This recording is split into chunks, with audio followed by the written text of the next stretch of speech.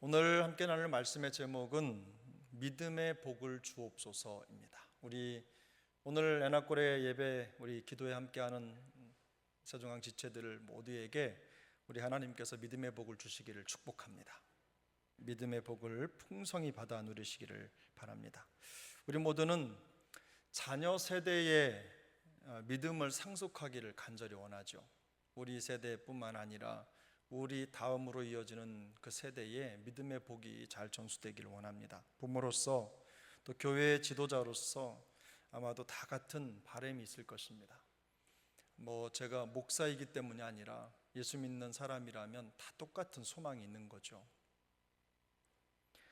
기본적으로 예수 잘 믿는 것은 뭘 하든지 다 깔려 있지 않습니까? 물론 우리는 자녀의 교육을 위해서, 안정된 직장을 위해서, 또 재정적으로도 넉넉한 삶을 살았으면 하는 그런 바람과 걱정이 있지만, 그것보다도 늘 믿음이 있는 부모라면 자녀들의 믿음 생활을 위해서 기도합니다. 더불어서 그런 풍성한 복도 누리며 잘 살기를 원하는 거죠. 되게 이 우선순위를 많이 놓치는 경우가 있는데, 성장하다가 우리 자녀들이 공부할 때든지 직장을 준비할 때든지 이럴 때 보면 되게 부모님들이 일단은 뭘 해야 되죠? 학년기에 있는 친구들은 뭘 해야 되죠? 공부를 해야 되고, 또 직장을 구해야 되는 분들은 어떻죠? 직장을 얻어야 되고 라고 하는 우리의 생활, 삶의 현장과 밀접하게 연결된 그 숙제들 때문에 신앙생활을 뒷전으로 미루는 경우가 적지 않습니다. 근데 놀랍게도요, 이렇게 되면 우리가 바라는 그 믿음의 삶이 참 어렵죠. 지켜지기가 조금 그러다가 돌아오겠지 이런 마음을 갖는데 참 그게 어렵습니다. 예전에 저희 학생 시절에 요즘에는 그런 일이 다반사로 일어나지만, 저희 중고등부를 담당하셨던 목사님이 지금 여기 함양인가요?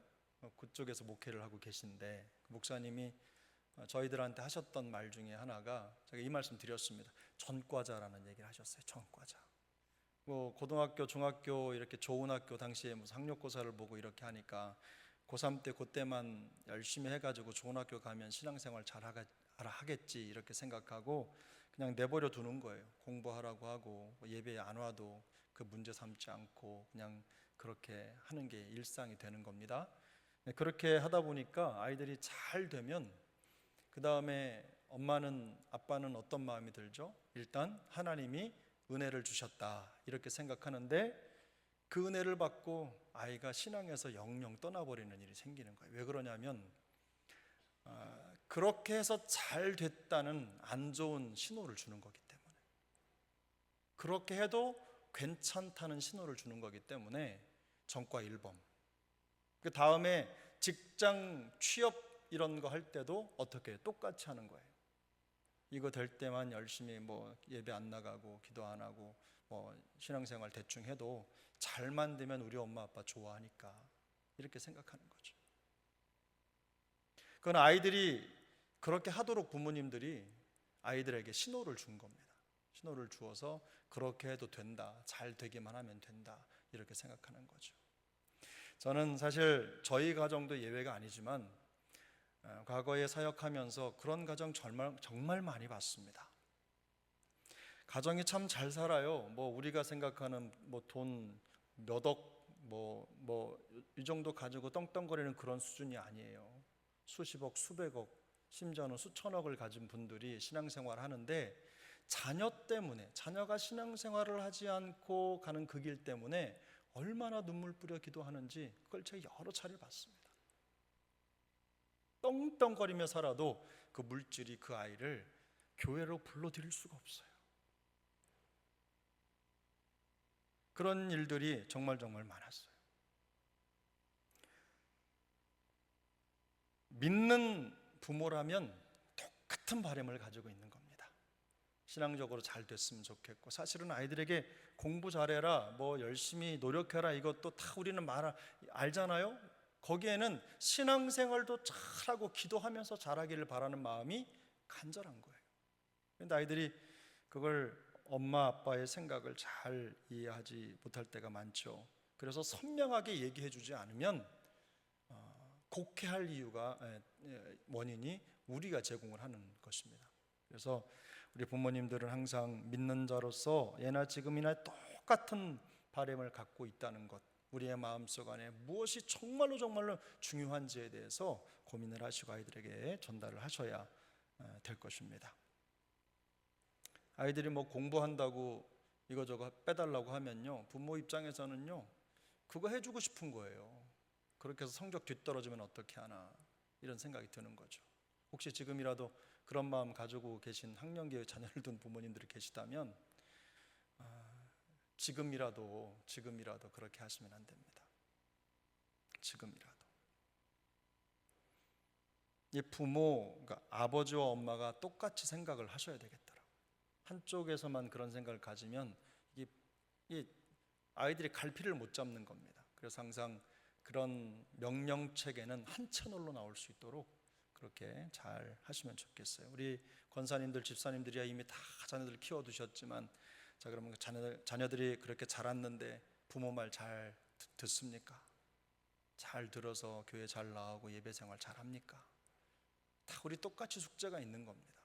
뭔가 어딘가 우리가 뭐 최선을 다하지만 이 자녀를 키우는 문제에 있어서는 정말 큰 소리 칠 수 있는 사람이 아무도 없는 것 같습니다.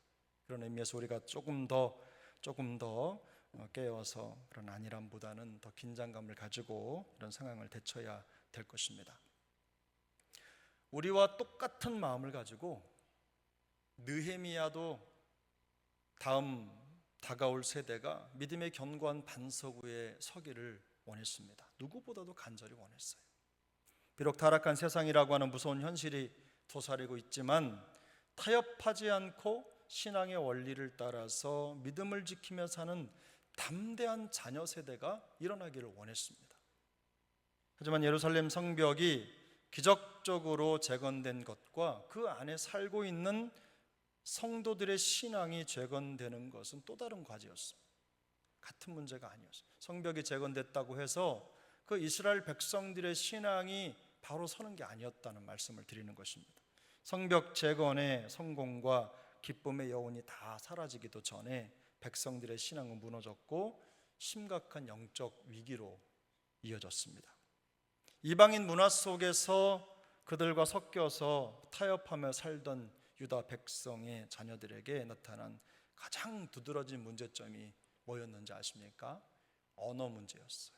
언어 문제. 자녀들이 이방인들과 섞여 살면서 외국 방언을 배우고 익히는 대신에 유다의 언어인 히브리어를 다 잊어버렸어요. 못하게 된 겁니다. 그 땅을 지배하며 살아야 할 백성들이 오히려 그 땅에 외국인처럼 살고 있는 겁니다. 언어를 잃어버린다는 것은 단순한 현상이 아닙니다. 국가의 정체성에 심각한 위협이고 민족의 정체성이 뿌리째 흔들리는 그런 문제입니다. 우리나라에 외국인이 들어왔는데 그들이 자리 잡고 살아가는 그 분들이 점점점 많아지잖아요. 우리나라가 뭐 거의 10%에 육박한다고 합니다. 근데 우리는 늘 한민족이라고 주장하지만 외국인이 10%를 넘어서면 그때부터는 한민족이 아니라 다민족 국가라고 합니다. 멀지 않았죠? 곧 그날이 올 텐데 그들이 들어와서 자리를 잡고 살면서 한국말을 배우는 것이 아니라 그들과 결혼해 사는 우리나라 사람들이 한국말을 버리고 그 나라 말을 배워서 그 나라 말로 우리나라 안에서 소통을 하는 거예요. 그 대표적인 예가 미국이죠. 미국이 영어를 쓰지 않습니까? 그런데 어느 날부터 값싼 노동력이 필요했기 때문에 남미에서 올라오는 수많은 사람들이 그 국경을 넘어서 미국에 들어와 정착을 하고 자녀를 낳으면 그들이 미국 시민권을 갖잖아요. 그들은 집에서 절대로 영어를 안 씁니다. 자기네 나라 말을 쓰는 거예요. 스페니쉬를. 지금은 미국의 웬만한 관공서는 언어가 두 개입니다. 영어와 스페인어. 이 두 개를 쓰고 있어요. 그들을 존중해 주는 거죠. 2045년인가요? 제가 기억하기로 2035년인가 그때가 되면 미국은 더 이상 영어를 쓰는 나라가 아니다, 이렇게 말할 정도로 그 민족이 많아진다고 합니다. 위기인 거죠. 언어를 잃어버린다는 건 정말로 너무너무 위험한 위기인 거예요. 저는 이 언어 문제가 사실 정말 중요하다고 생각을 합니다. 과거 제가 겪었던 그 이민 가정도 그랬습니다. 이민자로 살아가는 부모와 자녀 간의 가장 큰 문제는 언어 문제였어요. 자녀들이 2세들이 더 이상 부모님의 언어를 습득하지 않습니다. 단순히 밥 먹어 일어나 왔니 갔니 안부 정도 묻는 말 말고는요, 자녀들과 대화를 나누면서 이 감정을 통할 수 없는 상태가 되고 말아요. 신앙을 가르칠 수도 없습니다. 되려 부모가 영어를 잘하는 자녀의 도움을 받아서 관공서의 일을 처리해야 되는 상황이, 주객이 전도되는 상황이 벌어지고 있어요. 이게 남일이 아닙니다. 지금 미국에서 이민 1세대가 겪고 있는 그런 어려움인 거예요. 그런 일이 지금 이 느헤미야 세대에도 일어나고 있었던 것입니다. 다른 나라의 이민자로 사는 사람들에게 가장 큰 문제가 바로 이런 언어 문제라는 거죠. 정서적으로 완전히 분리돼. 그러니까 한 지붕에 두 나라가 있는 겁니다. 느헤미야는 이 문제가 단순히 언어의 문제가 아니라 사실은 이스라엘이라고 하는 민족의 뿌리를 뒤흔드는 심각한 문제로 인식을 하고 있었어요. 그래서 그 백성들에게 과거 솔로몬 왕의 역사를 상기시킵니다. 우리 본문 26절, 27절 우리 같이 읽겠습니다. 26절, 27절입니다. 또 이르기를 옛적에 이스라엘 왕 솔로몬이 이 일로 범죄하지 아니하였느냐? 그는 많은 나라 중에 비길 왕이 없이 하나님의 사랑을 입은 자라. 하나님이 그를 왕으로 삼아 온 이스라엘을 다스리게 하셨으나 이방 여인이 그를 범죄하게 하였나니 너희가 이방 여인을 아내로 맞아 이 모든 큰 악을 행하여 우리 하나님께 범죄하는 것을 우리가 어찌 용납하겠느냐. 솔로몬은 하나님께 사랑받는 위대한 왕이었다는 것을 우리는 부정할 수 없습니다. 그는 참 지혜로운 사람이었어요. 그런데 그가 펼친 주변 나라를 포용하는 그야말로 평화 정책이 태평성대를 가져온 건 맞지만 부작용이 매우 심각했습니다. 정치적인 이유로 여러 나라의 공주들과 결혼을 하면서 이방 여인들이 가져온 우상까지, 그들의 신앙까지 함께 가져온 거죠. 그래서 나라가 영적인 혼란에 빠지게 된 것입니다. 마치 그때처럼 느헤미야 때에도 비슷한 일들이 벌어지고 있었습니다. 근데 여러분, 우리나라도 그렇지 않습니까? 지금 이제 외국인 인권 이런 것들, 인권이라고 하는 옷을 입은 그런 법들이 여기저기 세워지고 있는데요, 그 인권이 들어오면 뭐가 들어와야 되냐면요, 그들이 가지고 있는 종교나 그런 사고 이런 것들도 다 인정해 주는 때가 오는 겁니다.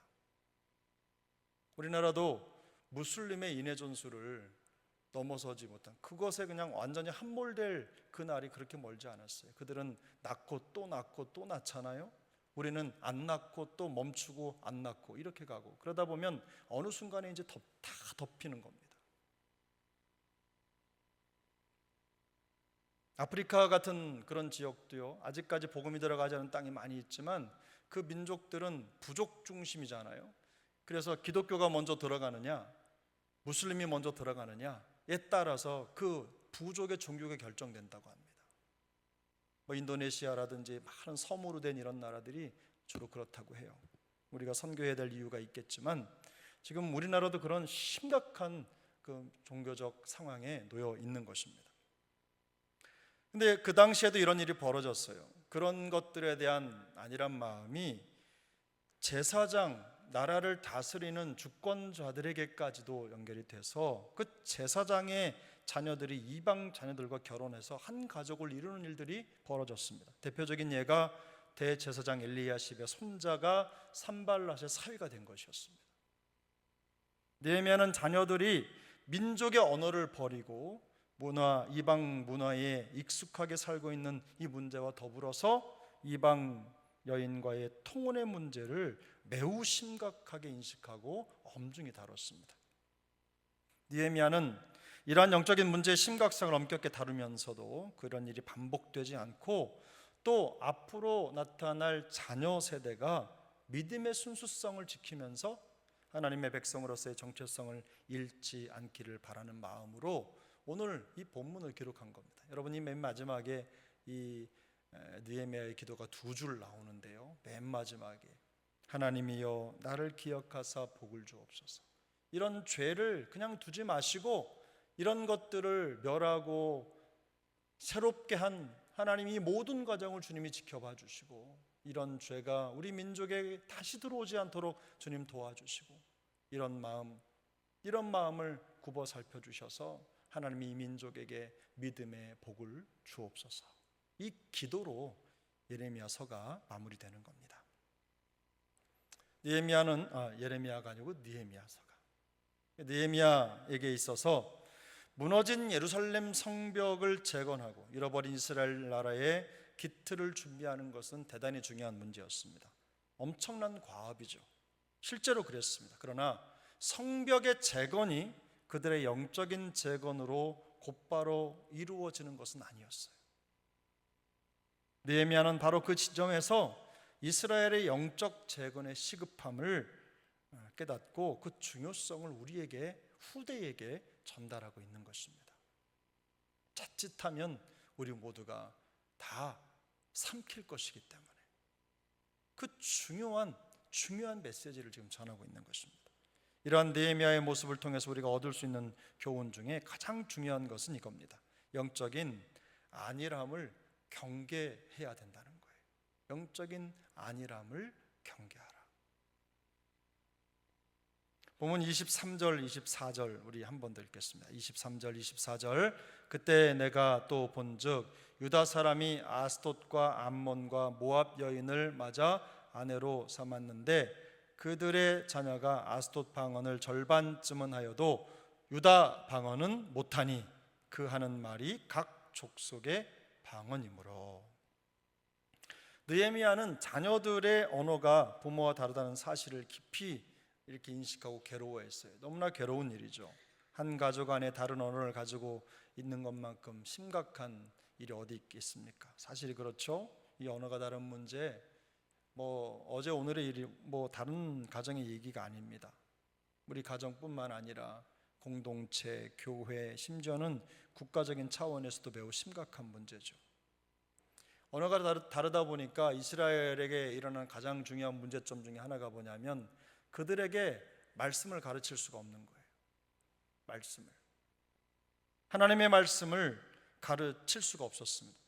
히브리어로 예배를 드리다가 보니까 그 예배를 통해서 자녀들은요, 눈과 귀와 입이 닫혀버리는 거예요. 언어를 모르니까 들리질 않습니다. 물론 언어가 같아도 안 듣습니다. 그런 것도 있습니다. 그런데 거기에다가 언어가 다른데 들리겠습니까? 제가 저도 이 경험이 있는데요. 그래서 영어 좀 배워보겠다고 한국 사람 없는 교회를 갔는데 그 음악이 나오는 시간에는 그래도 그냥 그렇게 따라 부르니까 돼요.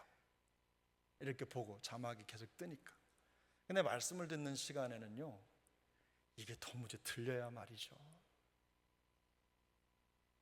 정말 너무너무 고통스럽고 남들 웃을 때 웃지 못하고 눈물 흘릴 때 왜 우는지도 모르는 그런 상태로 앉아서 수개월을 보냈어요. 언어가 다르다는 것이 이런 겁니다. 딱딱한 예배 분위기가 자녀들에게 강력한 배움의 장이 되기는 만무한 거예요. 정말 어려웠을 것입니다.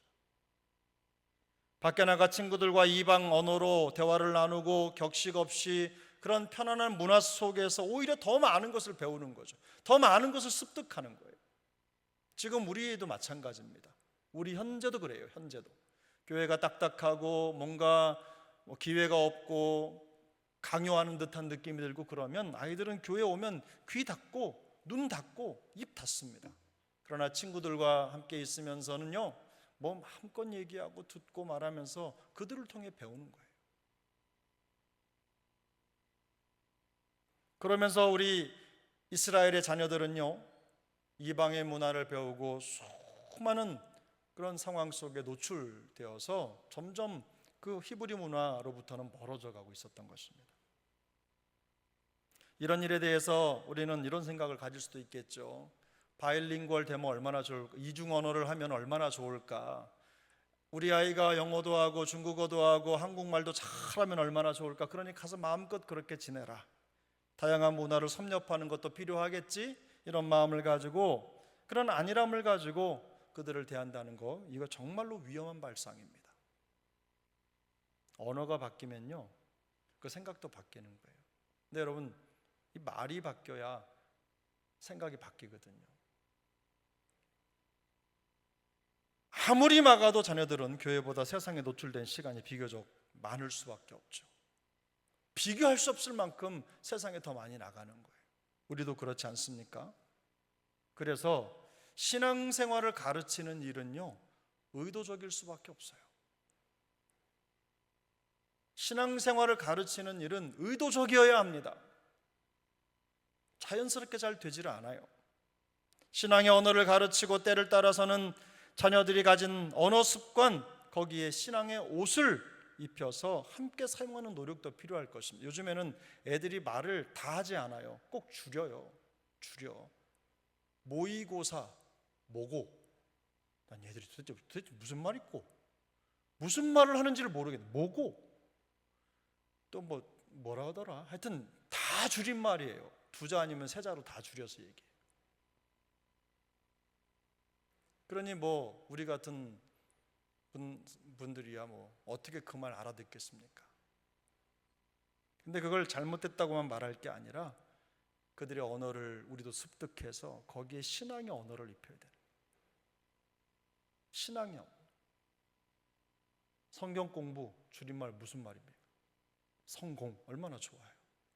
이렇게 하면서 아이들에게 뭔가 그들이 한번 웃을 수 있는 그런 요소들을 찾아서 전달도 하고 여러분 그들과 소통하기 위해 노력하는 그런 태도가 필요할 것입니다.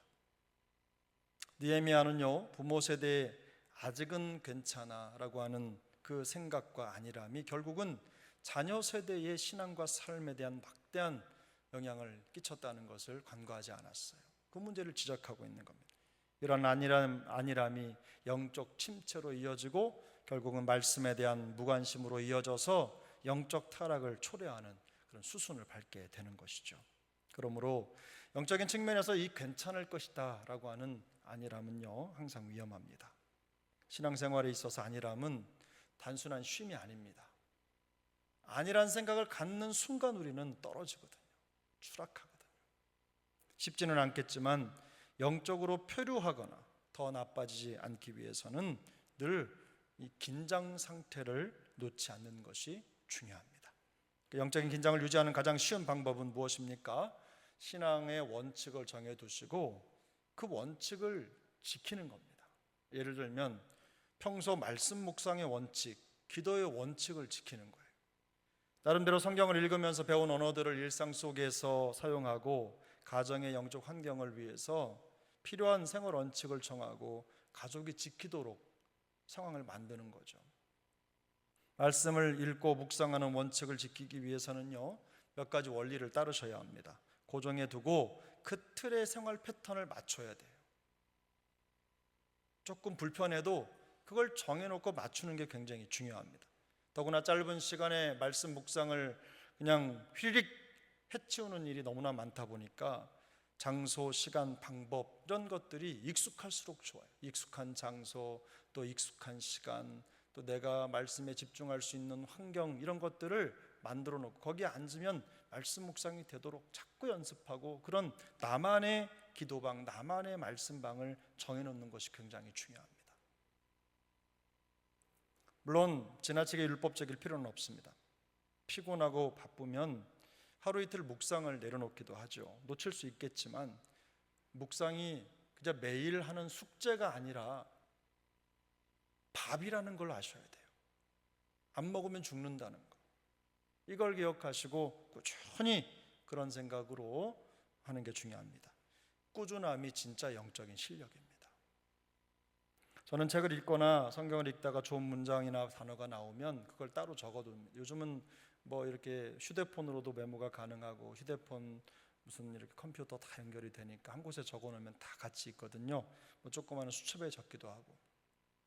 예전에는 수첩에 적었더니 어디로 갔나 찾기가 너무 어렵더라고요. 그래서 컴퓨터에 이렇게 메모를 해놓으면 그 좋은 문장, 좋은 말이 제 눈에 띄면 그 녀석이 제게 될 때까지 연습합니다.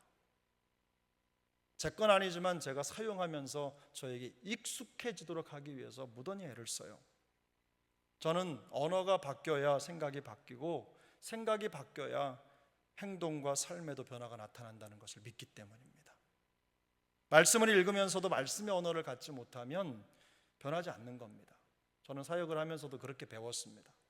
제가 사역의 현장에 가면 담임 목사님이 하는 언어들을 계속 적어서 기도의 내용에 사역의 현장에 계속 사용합니다. 그렇게 하면서 같은 철학을 가지고 같은 생각을 가지고 말을 갖추는 거예요.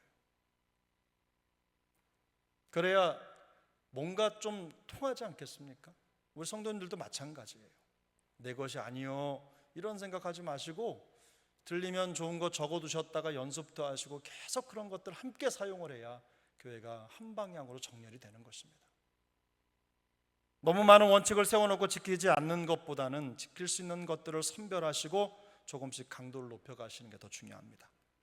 영적인 안일함에 빠지지 않기 위해서 가장 중요한 원칙이 있겠죠? 바로 기도의 원칙입니다. 기도의 원칙.